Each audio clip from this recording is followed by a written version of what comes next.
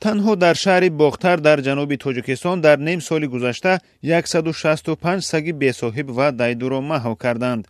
مقامات میگویند از ناعلاجی حیوان‌های بی‌زبان را میکشند.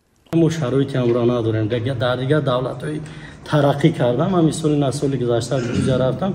سگای می اورگردن. بیرکه زدگی مخصوص آدم‌ها نگاه میکنن در کوچه میبینیشه آبپوچون میکنن.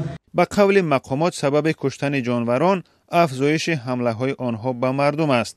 امسال فقط در منطقه کلوب 800 مورد حمله سگان به مردم ثبت شده است. سال گذشته در ولایت 450 سگ را نابود کردند. ساکنان این کار را بی‌رحمی مینامند و میگویند باید جای برای نگاهبین جانوران باشد، چون قتل سگان و هم در پیش چشم مردم کاری بد است. این سگای باید جمع کنن، خنداشته کنن و یک جا خوبی کنن.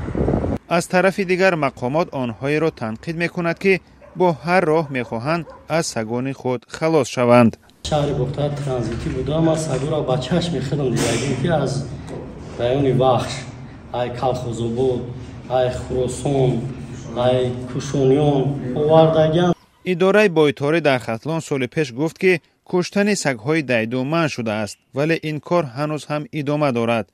حالا به تدریج به سگ‌ها شناسنامه می‌دهند تا شماره سگ‌های دایدو کم شود. در یک سال اخیر به 100 سگ که صاحب داشتند شناسنامه دادند.